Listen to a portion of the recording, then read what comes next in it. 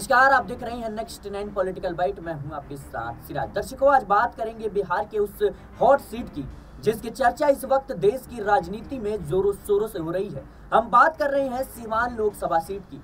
हिना शाहब यानी पूर्व सांसद शहाबुद्दीन की पत्नी हिना शाहब ने जब से निर्दलीय चुनाव लड़ने का ऐलान किया है, उसके बाद से आरजेडी की मुश्किलें लगातार इस सीट पर बढ़ती हुई नजर आ रही हैं। हालांकि आरजेडी ने हिना शाहब के टिकट ठुकराए जाने के बाद यहां से एक बड़े चेहरे को मौका जरूर दिया। अवध बिहारी चौधरी, जो कि पूर्व में बिहार विधानसभा के स्पीकर भी रह चुके हैं, और ऐसे में जेडीयू ने भी विजय लक्ष्मी कुशवाहा को चुनावी मैदान में उतारा है। लेकिन इन सबके बीच एक बड़ा सवाल यही है कि जिस सीट से हिना शाहब के पति यानी पूर्व सांसद और बाहुबली नेता शहाबुद्दीन आरजेडी के टिकट पर कई बार संसद का रास्ता तय कर चुके हैं, क्या उस सीट से निर्दलीय हिना शाहब चुनाव जीत पाएंगी?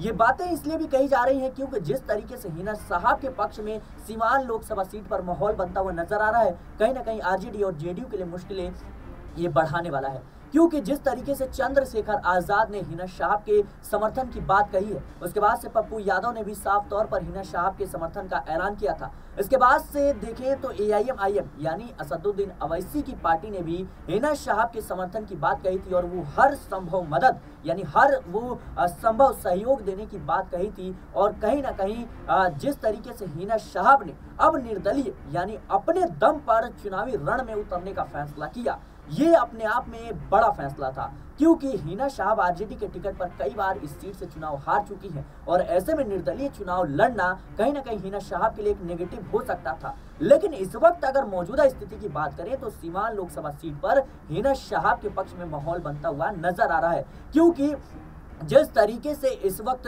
देखें हम तो जो राजपूत वोट बैंक था, जो ठाकुर वोट बैंक था, वो कहीं ना कहीं हिना शाहब के पक्ष में आ रहा है। और जिस तरीके से चंद्रशेखर आजाद ने समर्थन का ऐलान किया तो कहीं ना कहीं जो दलित वोट बैंक था वो हिना शाहब के साथ जुड़ता हुआ नजर आ रहा है। और वहीं अगर हम बात करें असदुद्दीन अवैसी के ऐलान से तो कहीं ना कहीं सारी जो चीजें हैं वो कह सकते हैं हिना शाहब के पक्ष में जा रहा है। इस वक्त जिस तरीके से चर्चा में थे पप्पू यादव, जो पूर्णिया लोकसभा सीट को लेकर के उन्होंने भी साफ तौर पर हिना शाहब के समर्थन का ऐलान किया। उसके बाद से अगर सारे समीकरण को समझे तो ये कहीं ना कहीं आरजेडी और जेडीयू के लिए मुश्किलें बढ़ाने वाला है। क्योंकि जिस तरीके से हिना शाहब के पक्ष में सीवान लोकसभा सीट पर माहौल बनता हुआ नजर आ रहा है, ये कहीं ना कहीं जो चुनाव है उसमें स्थिति साफ हो जाएगी कि आखिर हिना शाहब सीवान लोकसभा सीट पर अपने जो समर्थक हैं वो क्या उनका समर्थन पा पाएंगी, और क्या जिस तरीके से अभी माहौल बन रहा है क्या वोट में तब्दील हो पाएगा, ये भी अहम सवाल है। फिलहाल सीवान लोकसभा सीट का जिक्र करें तो यहाँ से आरजेडी ने अवध बिहारी चौधरी, जो कि पूर्व में बिहार विधानसभा के अध्यक्ष भी रह चुके हैं, इन